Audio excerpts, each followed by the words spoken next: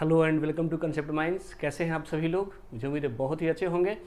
तो चलिए अपने इस एथिक्स सीरीज में आगे बढ़ते हैं। आज हम डिस्कस करने वाले हैं Indian philosophy, Indian moral thinkers and philosophy. ये हमारा इंट्रोडक्शन क्लास होगा। अब तक हम लोगों ने western philosophy and western moral thinkers को देख लिया है। तो चलिए अब इंडियन फिलोसफी के डिफरेंट एस्पेक्ट्स में इंटर करते हैं। सबसे पहला जो इंडियन मोरल फिलोसफी का इंट्रोडक्शन है कि जो इंडियन फिलोसफी दी गई है इट इज बेस्ड ऑन धर्मा। हमारे यहाँ धर्मा बेस्ड फिलोसफी दी गई है। धर्मा का मतलब होता है धारयते इति धर्म, जो धारण करने योग्य है। It is not same as religion, यह रिलीजन नहीं है, धर्म अलग है। धर्मा क्या कहता है? धारयते इति धर्म, जो धारण करने योग्य है वही धर्म है। मतलब there is no specific book और स्पेसिफिक सोर्स टू इनकलकेट और to explain dharma. But what is dharma? Dharma is the right duty at right time at right place. सही समय सही जगह पर सही काम करना क्या है? धर्म है। तो जो इंडियन मोरल फिलॉसफी है वो कैसी है? धर्मा सेंट्रिक है। ठीक है, मतलब कि आपको ड्यूटी बेस्ड एक्शन लेने हैं, आपको जो कार्य करने हैं वह कार्य ड्यूटी को प्राथमिकता देनी है, ड्यूटी बेस्ड आपका कार्य होना है। Second, rooted in spirituality, spirituality से कनेक्टेड है duty and self realization and universal harmony.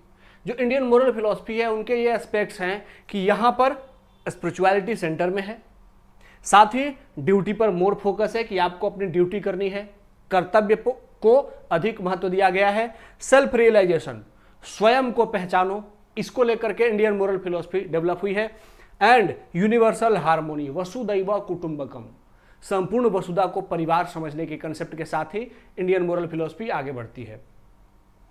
अब ये जैसे हमारे में मोरल फिलॉसफीज हैं उनके सोर्सेस क्या हैं?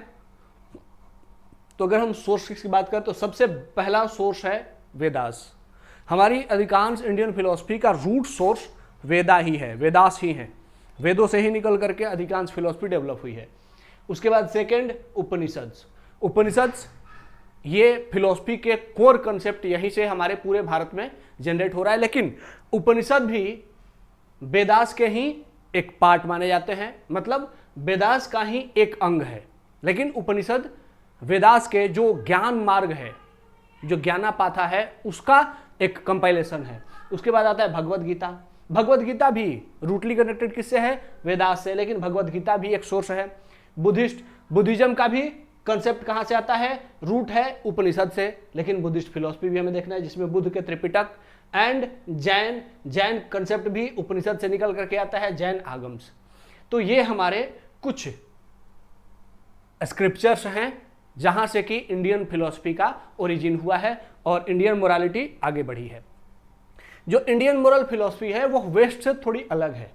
हमारा वेस्ट से अलग इसलिए है क्योंकि हमारा जो फोकस है वो किस पर है? इंटरनल ट्रांसफॉर्मेशन पर, हमारे हृदय को पवित्र बनाने पर, इंसान को बेहतर बनाने पर हमारा फोकस होता है इंडियन फिलॉसफी का। जबकि वेस्टर्न फिलॉसफी का क्या है? एक्सटर्नल एक्शन पर, कि आप जो कार्य कर रहे हो वह सही होना चाहिए। इसीलिए वो राइट की बात करते हैं, फंडामेंटल राइट्स। ये वेस्टर्न कंसेप्ट है। लेकिन हमारे यहाँ क्या है कि इंसान के अंतरात्मा को कैसे बेहतर बनाया जाए, उसे कैसे शुद्ध किया जाए, प्योर किया जाए। ठीक है, तो ये दोनों में बेसिक डिफरेंसेस है। तो हमारी फिलॉसफी जो कि अंतरात्मा को बेहतर बनाने पर है। चलिए उसमें और आगे अब जानते हैं कि कंसेप्ट क्या है इंडियन फिलॉसफी का। तो कोर कंसेप्ट में है सबसे पहला dharma. Dharma is the core concept of Indian philosophy and already have stated that कि dharma is not same as religion. Dharma religion नहीं है। धर्मा क्या है? Sun has its own dharma. सूर्य का भी अपना धर्म है। क्या है? कि सुबह निकलना है, शाम को अस्त होना है। नदियों का भी अपना धर्म है कि बहते रहना है। चंद्रमा का भी अपना धर्म है, शीतलता प्रदान करना है। उसी तरीके से ह्यूमन का भी अपना धर्म है, ह्यूमैनिटी को फॉलो करना है। ठीक है, तो dharma is what? Dharma is a duty of an individual. ठीक है, किसी व्यक्ति के कर्तव्य को धर्म कहा गया है, इसीलिए इसे कहा गया है धारयते इति धर्म। धारयते इति धर्म, जो धारण करने योग्य है वही धर्म है। And what is it? It is righteous duty according to one's role and context. आपकी जो भूमिका है और जो विषय वस्तु है उसके अनुसार जो आपका कर्तव्य है वही क्या है, धर्म है। ठीक है, जैसे Lord Krishna advised Arjuna to fulfil his kshatriya dharma. भगवान कृष्ण अर्जुन को कहते हैं कि being a kshatriya you have to follow kshatriya dharma, क्योंकि आपका क्षत्रिय कुल में जन्म हुआ है तो आपको क्षत्रिय धर्म का पालन करना पड़ेगा। तो धर्म क्या है, ड्यूटी। धर्म इज अ ड्यूटी। अब बात है कि धर्म क्यों भाई, why we have to follow dharma, because it's moral obligations. ये क्या है, ये हमारे नैतिक कर्तव्य हैं। कैसे, क्योंकि हमारे लिए कुछ हमारे ऊपर क्या है, ऋण है। हमने कहीं से कुछ ऋण ले रखा, कर्ज ले रखा है। अब वो कर्ज कौन कौन से हैं, तो वो कर्ज हमारे यहां आता है ऋण के माध्यम से। ऋण पहला है देवा ऋण। ईश्वर से हम लोगों ने, देवताओं से ऋण ले रखा है। जैसे हम जीवित हैं तो इसके लिए सूर्य देवता से एनर्जी लेकर के, ठीक है। हम रहते हैं पृथ्वी देवी से, उनके ऊपर एस्टेब्लिश होकर के। हम हवा लेते हैं, श्वास लेते हैं तो पवन देवता की भूमिका है। हम पानी पीते हैं तो जल देवता की भूमिका है, वरुण देवता की भूमिका है। मतलब कि हमारे एग्जिस्टेंस में देवताओं की भूमिका है। इसीलिए देवताओं ने हमें जब जीवन दिया है, हमारे जीवन को मेंटेन करा रहे हैं, तो हमारी ड्यूटी बनती है कि हम उनका जो कर्ज हमारे ऊपर है उसको फुलफिल करें। तो डेट टू द गॉड्स, ठीक है। सेकंड है ऋषि ऋण। हमने सिर्फ जन्म लिया और सिर्फ हवा पानी जल से जिंदा नहीं है, बल्कि हम समय के साथ ज्ञान भी लेते हैं। गुरु के पास जाते हैं, शिक्षा लेते हैं, पुस्तकों से ज्ञान लेते हैं। तो जिन गुरुओं से और पुस्तकों से हमने ज्ञान लिया है, उनका भी हम पर क्या है, कर्ज है, ऋण है। तो उसे कहते हैं ऋषि ऋण, ठीक है। डेट टू त्यागाज। Third one is pitri rin. हमारे जन्म लेने में, हमारे एग्जिस्टेंस में माता पिता की भूमिका है और हमारे पूर्वजों की भूमिका है। अगर पूर्वज नहीं होते तो शायद हम नहीं होते, क्योंकि उन्होंने ही हमारे वंशावली को कंटिन्यू रखा है, हमारे पीढ़ियों को कंटिन्यू रखा है, तो हमारा जन्म हुआ है। तो इसीलिए उनका भी हमारे ऊपर क्या है, डेट है। Okay. And next one is नृ ऋण। नृ मतलब कि डेट टू ह्यूमैनिटी। हमने, जब हम यहाँ पे हैं तो हम बहुत सारे सोशल एस्पेक्ट से अपने आप को कनेक्ट करते हैं सोसाइटी से। सोसाइटी हमें बहुत तरीके से हेल्प करती है। जैसे बीमार हुए तो डॉक्टर ने सेवा किया, हम सोसाइटी में गए तो लोगों ने हमें सोशल कल्चर्स वैल्यूज सिखाए। लोग हमें कहीं कोई पीड़ा होती है तो मदद करते हैं, कोई दुख होता है तो हेल्प करते हैं। तो इस तरीके से सोसाइटी का भी क्या है, हमारे ऊपर ऋण है, कर्ज है। तो ऐसे में ये हमारे लिए क्या हो गया, ऋण, जिसमें कि हम डेट टू ह्यूमैनिटी। और अगला है भूता ऋण। भूत ऋण, भूत ऋण का मतलब है कि जितने भी नेचर में क्रिएशंस हैं, जितने भी लिविंग थिंग्स हैं, लिविंग बींग्स हैं, उन सब का हमारे ऊपर कोई ना कोई रोल जरूर होता है। जैसे अगर हम कोई अनाज उपजाते हैं तो अनाज उपजाने में बहुत सारे छोटे छोटे बैक्टीरिया की भी भूमिका होती है, ठीक है। बहुत सारे बैक्टीरिया अनाज के लिए क्या करते हैं, अनाज को प्रमोट करते हैं। तो उन बैक्टीरियास का भी, जो ऑल लिविंग बीइंग है, डायरेक्टली और इनडायरेक्टली, उनका भी हम पर क्या है, कर्ज है। तो हमारे ऊपर उनका कर्ज है, तो उनको भी, उस कर्ज को भी हमें पूरा करना है।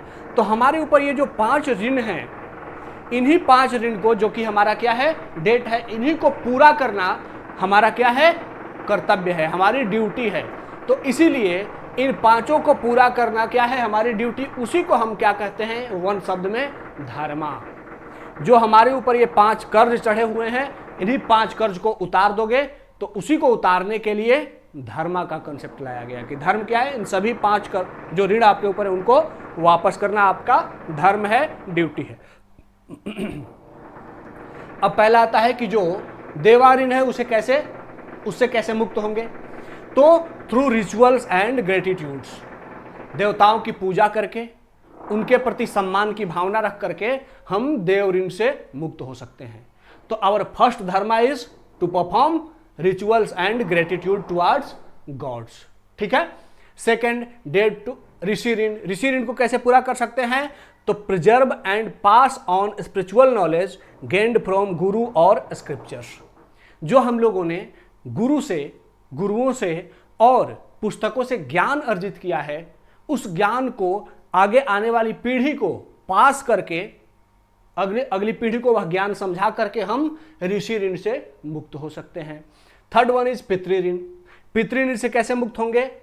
इससे मुक्त होने का उपाय है ऑनर एंसेस्टर्स, अपने पूर्वजों का रिस्पेक्ट करो, आदर करो, एंड थ्रू ऑफरिंग्स उनके लिए पूजा पाठ करो, and continue the family lineage, और अपने परिवार की परंपरा को और उत्पत्ति को आगे बढ़ाओ, मतलब पुत्र पैदा करो, पुत्री पैदा करो। इसके माध्यम से आप क्या होगे? पितृ ऋण से मुक्त होगे। ठीक है।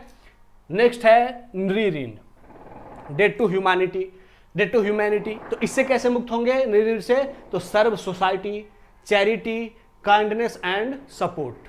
सोसाइटी को सपोर्ट करना, चैरिटी करना, दूसरों के लिए दया प्रेम की भावना रखना, इससे हम क्या होंगे? नृ ऋण से मुक्त हो जाएंगे। एंड नेक्स्ट वन इज भूता ऋण। इससे कैसे? कि care to nature, because nature है played a very big role in our existence. तो इसीलिए हमारा कर्तव्य पूरे की पूरे प्रकृति के साथ है। हम अपने प्रकृति को संरक्षित करें, छोटे छोटे जीव जंतुओं की रक्षा करें, पेड़ पौधे को लगाएं, इससे हम क्या होंगे? भूता ऋण से मुक्त हो जाएंगे। ठीक है। तो इन पांचों ऋण से मुक्त होने के लिए क्या दिया गया कंसेप्ट? ड्यूटी, रिलीजन का कंसेप्ट, धर्म का कंसेप्ट दिया गया। धारयते इति धर्म, जो धारण करने योग्य है। क्या धारण करने योग्य है? इन पांचों ऋणों से मुक्ति को धारण करना है। ठीक है। अब धर्म में यह भी बताया गया कि कैसे धारण करना है भाई, इसका रास्ता क्या है? तो to perform your duty rightly, अपने ड्यूटी को राइटली करो। और कैसे करो? तो उसके लिए भी रास्ता बता दिया गया, आश्रम सिस्टम। इसके माध्यम से आप अपनी ड्यूटी को अच्छे से परफॉर्म कर पाओगे। पहला है ब्रह्मचर्य आश्रम। इसके माध्यम से क्या करोगे? You will gain the knowledge. ब्रह्मचर्य आश्रम में हम 0 से 25 ईयर का जो हमारा टेन्योर है, एज है, जीवन को, लाइफ को 100 साल के एक साइकिल में डिवाइड कर दिया गया है। उसमें 0 से 25 को ब्रह्मचर्य आश्रम कहा जाता है, जिसमें क्या करना होता है? हमें नॉलेज गेन करना होता है थ्रू गुरुस एंड स्क्रिप्चर्स। अपने गुरुओं से या पाठ्य पुस्तकों से ज्ञान अर्जित करने का जो उम्र होता है उसे ब्रह्मचर्य आश्रम कहते हैं। तो इस ब्रह्मचर्य आश्रम में हमने क्या किया? ज्ञान अर्जित किया। ठीक है। सागा ऋण। ठीक है। दूसरा गृहस्थ आश्रम। गृहस्थ आश्रम में क्या किया हमने? ये ब्रह्मचर्य आश्रम से जितना नॉलेज गेन किया था उसको लिया, एंड उसके बाद गृहस्थ आश्रम में इंटर करके, मतलब फाइनली वी गॉट मैरिड, हमने शादी किया। तो ये गृहस्थ आश्रम का टाइम फ्रेम क्या है? 25 टू 50 ईयर्स, 25 से 50 साल। इसमें हम क्या करते हैं? शादी विवाह करते हैं, संतान की उत्पत्ति करते हैं। तो इस तरीके से पितृ ऋण से मुक्त हो जाते हैं। ठीक है। एंड ब्रह्मचर्य आश्रम में जो ज्ञान अर्जित किया है वह ज्ञान को प्रयोग करके और अपने इस गृहस्थ आश्रम का संचालन करते हैं। नेक्स्ट वन इज वानप्रस्थ आश्रम। इसमें क्या करते हैं कि जो ब्रह्मचर्य और गृहस्थ आश्रम में जो नॉलेज गेन किया है, ब्रह्मचर्य आश्रम में गुरु से और गृहस्थ आश्रम में पर्सनल एक्सपीरियंस से, वो सारा नॉलेज हम क्या करते हैं? वानप्रस्थ आश्रम में सोसाइटी को डिस्ट्रीब्यूट करते हैं। बच्चों को, लोगों को अपना सारा जितना ज्ञान और अनुभव सीखा है लोगों को बांटते हैं और आगे बढ़ाते हैं। तो इससे किससे मुक्त हो जाते हैं? ऋषि ऋण से मुक्त हो जाते हैं। ठीक है। And then comes संन्यासा। संन्यास में क्या करना है कि अपने इस तीनों आश्रम से जो करना था ड्यूटी परफॉर्म किया। अब ह्यूमंस की ड्यूटी इंड हो गई, अब नेचर की ड्यूटी शुरू होती है। अब हम जो ये ब्रह्मचर्य गृहस्थ और आश्रम में परिवार से संपर्क रखे हुए थे, वो परिवार से संपर्क समाप्त करके हम कहाँ चले जाते हैं? जंगल में। और वहां जाकर के अब नेचर के साथ कनेक्ट हो जाते हैं।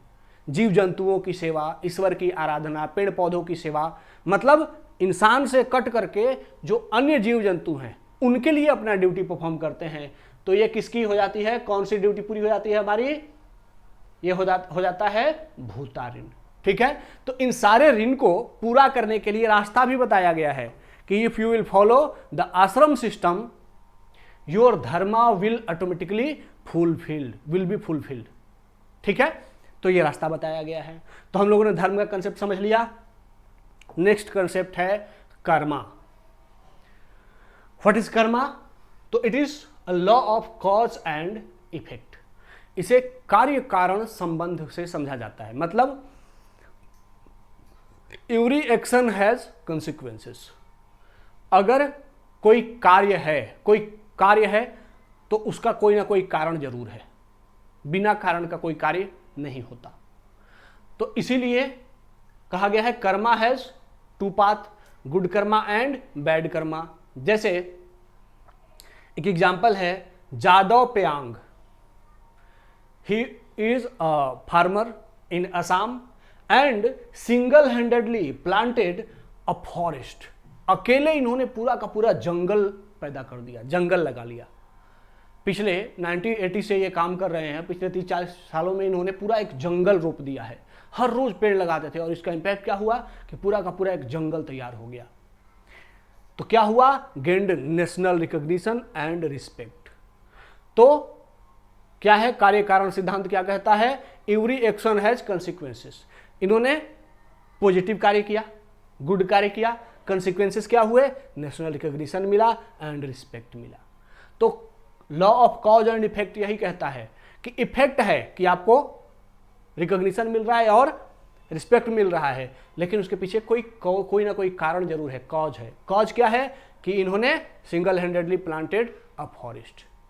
तो फॉरेस्ट प्लांट किया, यह कॉज है, कारण है, और इसका इफेक्ट क्या है कि इनको रिकॉग्निशन एंड रिस्पेक्ट मिला।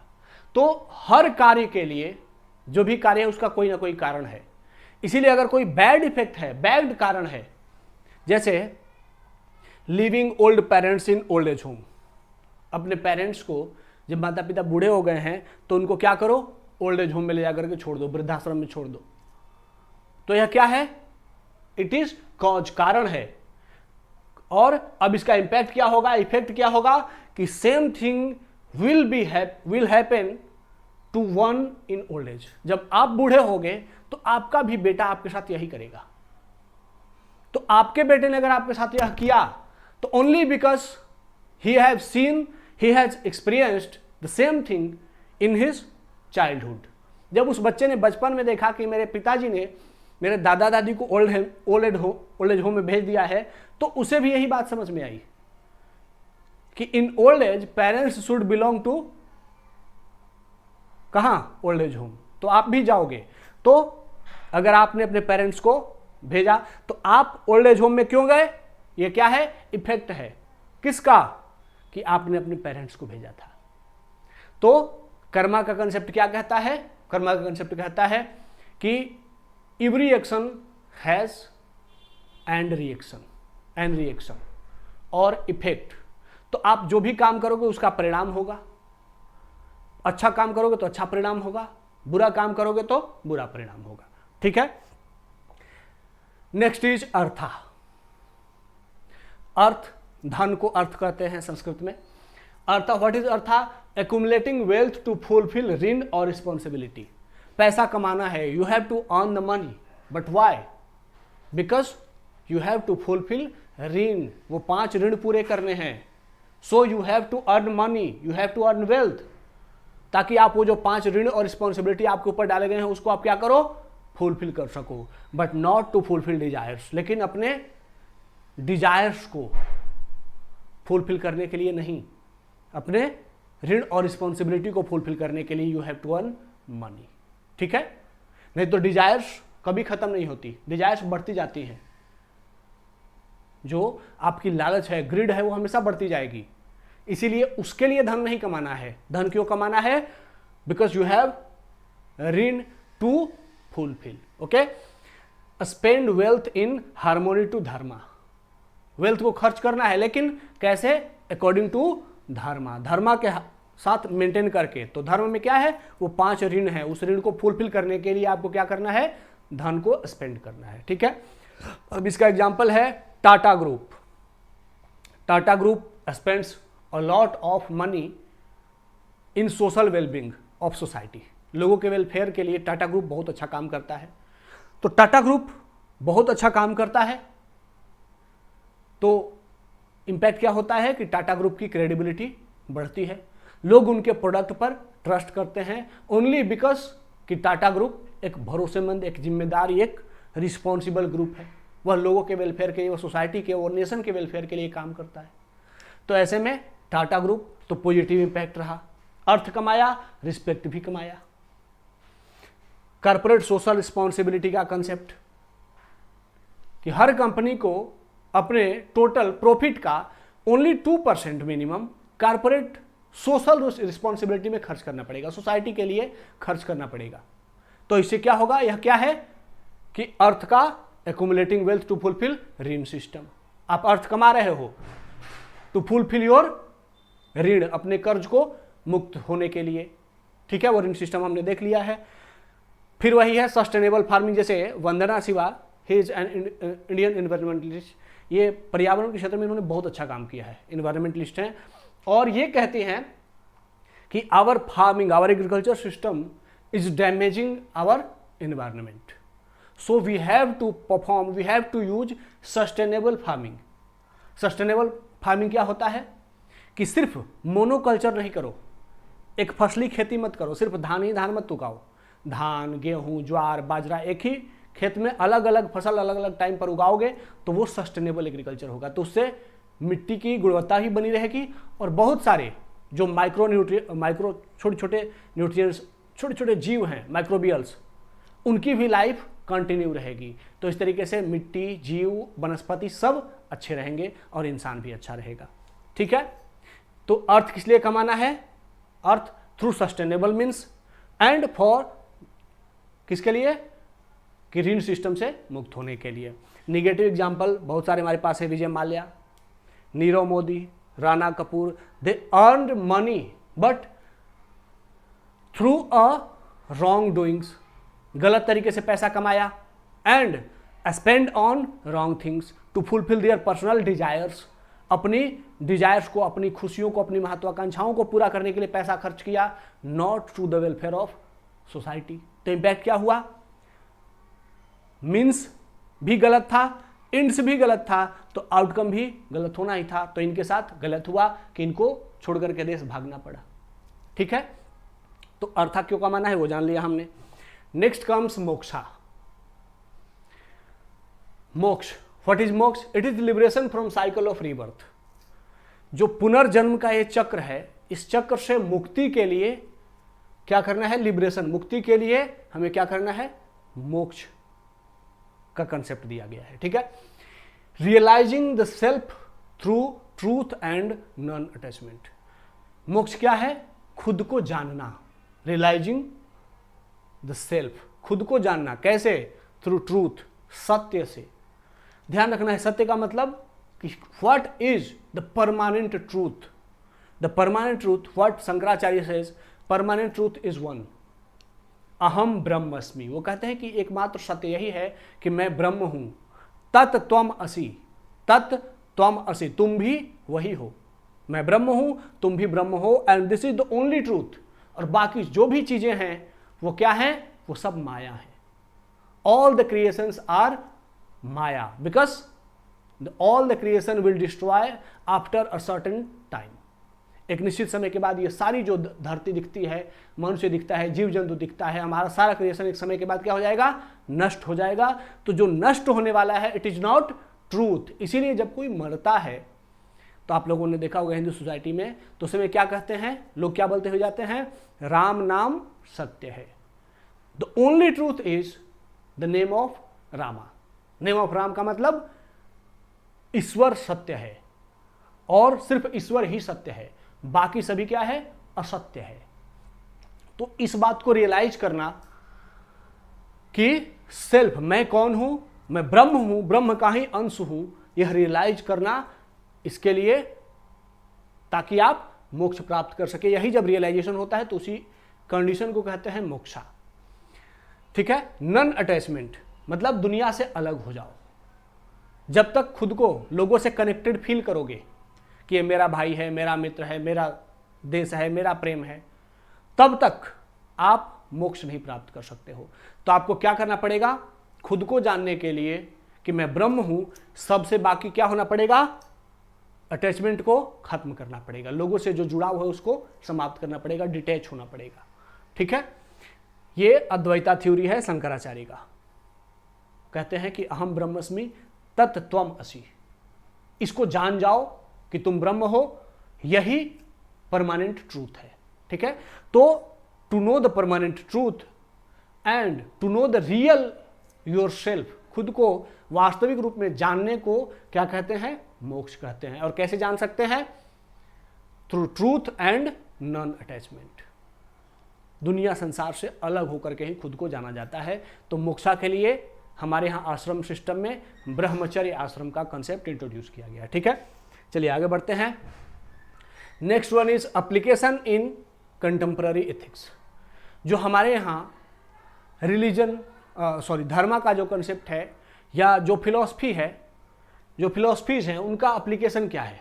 तो सबसे पहले पब्लिक सर्विस। पब्लिक सर्विस में धर्मा है, you have to perform your duty rightly. TN.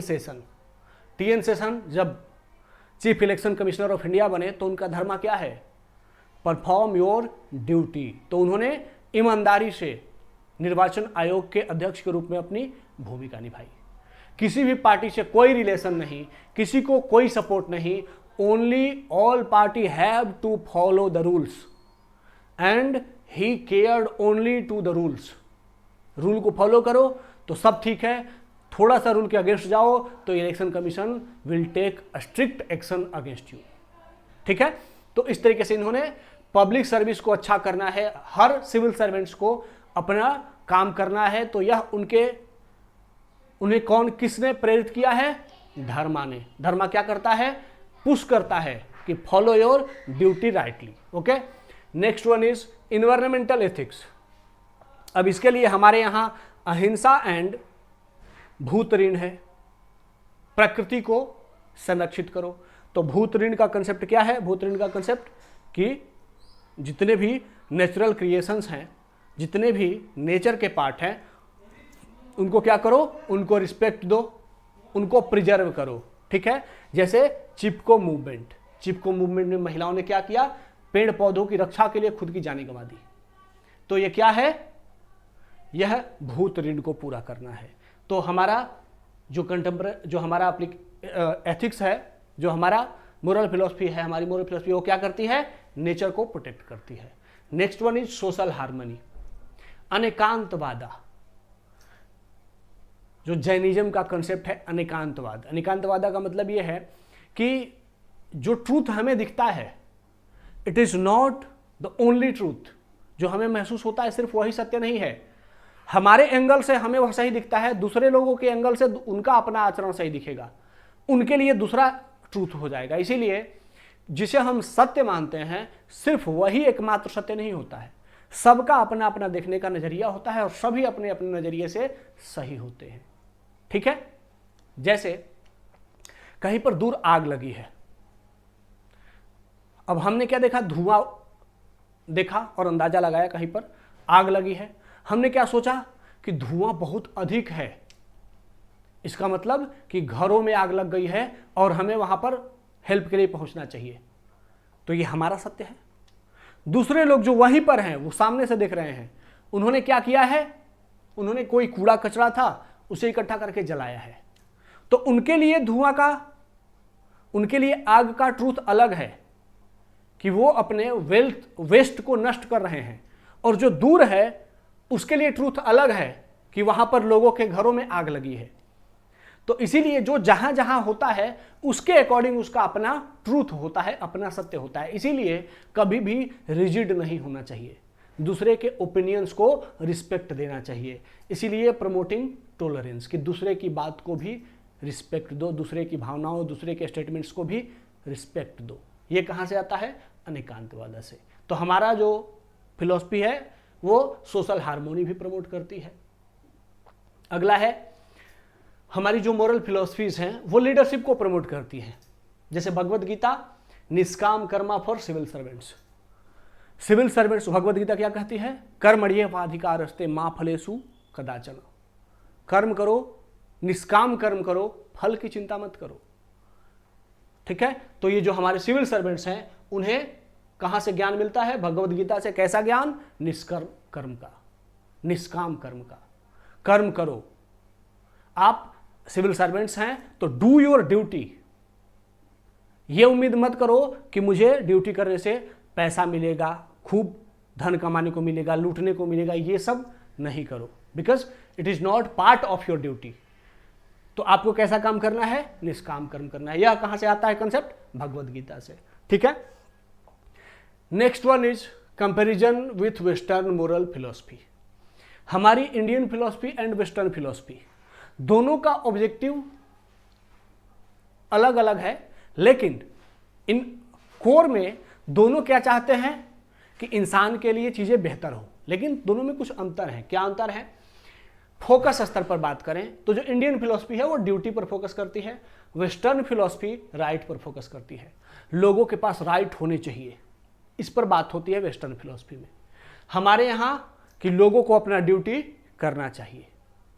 ठीक है। साथ ही हमारे यहां इंडियन फिलॉसफी इनर प्योरिटी पर ध्यान देती है, अंतरात्मा को शुद्ध करने पर, इंसान के अंदर की भावनाओं, अंदर के गंदगी को सही करने पर ध्यान देती है, जबकि western philosophy right, justice and reason इन पर ध्यान देती है। वो अंदर की बात नहीं करते हैं, वो बाहर की बात करते हैं। लोगों के पास राइट होनी चाहिए, लोगों को जस्टिस मिलना चाहिए, लोग रीजन, तर्क के आधार पर निर्णय लेने चाहिए।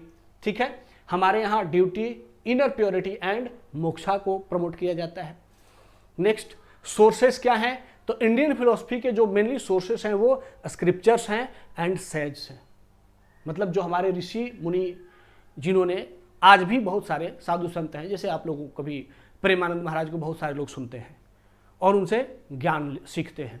तो ऐसे, या फिर जो पुरी के शंकराचार्य हो गए, स्वामी इस्लानंद सरस्वती जी महाराज, तो इन लोगों से लोग सीखते हैं, सुनते हैं। तो इनसे और स्क्रिप्चर्स से, अपने धर्म ग्रंथों से, पुस्तकों से हम क्या करते हैं? इंडियन फिलॉसफी का ज्ञान अर्जित करते हैं, वहां से मोरालिटी सीखते हैं, नैतिकता सीखते हैं। जबकि वेस्टर्न फिलॉसफी जो रही है वो ह्यूमन एक्सपीरियंस से बाहर आई है। वहां के जो फिलोसफर रहे, उन्होंने जो जो एक्सपीरियंस किया कि गॉड इज ट्रू, तो क्या मैं एक्सपीरियंस करता हूं गॉड को? नहीं।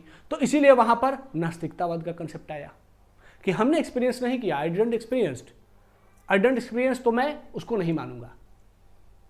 तो इसीलिए वहां पर तर्क और बुद्धि का कंसेप्ट आया। और हमारे यहां स्क्रिप्चर्स एंड सेस, इन्होंने हमारे मोरालिटी को प्रमोट करने पर बात करी। अगला है मोटिवेशन। तो फिलॉसफी का जो मोटिवेशन है इंडियन फिलॉसफी का, वो है सेल्फ रियलाइजेशन।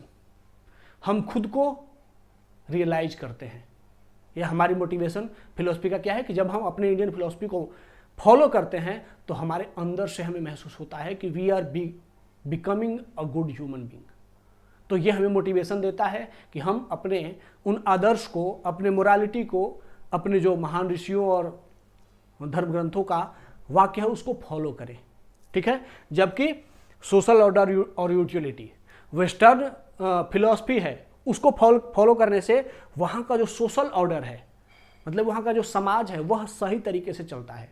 तो समाज को सही चलाने के लिए जब वो देखते हैं कि हमारी फिलॉसफी को फॉलो करने से हमारा समाज सही चल रहा है, हमारे फिलॉसफी की यूटिलिटी है वर्तमान में, तो उनको प्रेरणा मिलती है अपने फिलॉसफी को फॉलो करने की। ठीक है। तो प्रेरणा भी अलग अलग है। तो दोनों में हम लोगों ने अंतर देख लिया, इंडियन एंड वेस्टर्न फिलॉसफी में। बाकी जब हम इंडिविजुअल इंडियन फिलॉसफर की तरफ जाएंगे तो और भी आगे चीजें डिस्कस करेंगे, लेकिन एक ओवरऑल कंपैरिजन के स्तर पर हम देखें तो ये अंतर दोनों में दिखता है। ठीक है। अब आते हैं लास्ट की तरफ कि इंडियन फिलॉसफी का जो कोर कंसेप्ट है उसको समझना बहुत जरूरी है। वो एक, यहां से आप दो स्टेटमेंट्स ले सकते हैं, जैसे अहिंसा परमो धर्म। अहिंसा परम धर्म है, सबसे बड़ा धर्म है। धर्म हिंसा तथैव च, लेकिन धर्म के लिए हिंसा भी सही है। जैसे भगवान कृष्ण अर्जुन को क्या कहते हैं? युद्ध करो। For what? किसके लिए युद्ध करो? To protect dharma, because Pandavas are in the side of धर्मा।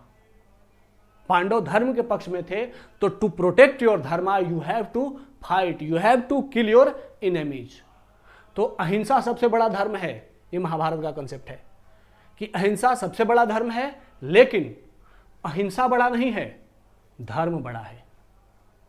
इसीलिए धर्म की अगर हानि हो रही है तो वहां पर हिंसा जायज़ है। मतलब सामान्य परिस्थितियों में नहीं, जैसे बॉर्डर पे मिलिट्री मैन खड़े हैं, फौजी खड़े हैं, तो देश की रक्षा के लिए गोली चलाना धर्म है, ठीक है। लेकिन ऐसे सामान्य मनुष्यों की हत्या करना गलत है। अहिंसा, सामान्य रूप से अहिंसा को फॉलो करो। लेकिन अगर आपके धर्म पर सवाल आ जाए, धर्म की रक्षा की बात आ जाए, तो वहां पर हिंसा क्या है, सही है। उसी तरीके से भगवत गीता का कंसेप्ट है कि do your duty but do not concern your self with the result. परिणाम से प्रभावित मत हो, ड्यूटी को करो। Because if you will perform your duty, सभी कोई अपने कर्तव्य को करेंगे तो सबके अधिकार और कर्तव्य सब सुरक्षित रहेंगे। लेकिन सिर्फ अपने राइट्स को पकड़ने जाओगे तो फिर आप सबके राइट्स एक दूसरे से क्या कर जाएंगे, कोलाइड हो जाएंगे, टकरा टकरा करके नष्ट हो जाएंगे। तो ऐसे में वही मत से न्याय हो जाएगा कि जो ज़्यादा पावरफुल है वह रूल करेगा और जो कमज़ोर हैं वो रूल्ड हो जाएंगे। तो इसीलिए अगर हम ड्यूटी को प्राथमिकता देंगे तो हमारे राइट्स बचे रहेंगे। अगर हम सिर्फ राइट्स को प्रायोरिटीज देंगे तो हमारे राइट्स नष्ट हो जाएंगे, ठीक है। तो इस तरीके से हम लोगों ने आज इंडियन फिलॉसफी का जो एक इंट्रोडक्शन होना चाहिए था वो दे लिया है। अब आगे से हम लोग प्रोमिनेंट इंडियन फिलोसफर्स और मोरल थिंकर्स को एक एक करके 1 बाय 1 कंटिन्यू करेंगे। तो आज के सेशन को यहाँ पर एंड करते हैं, मिलते हैं नेक्स्ट सेशन में। तब तक के लिए धन्यवाद, जय हिंद।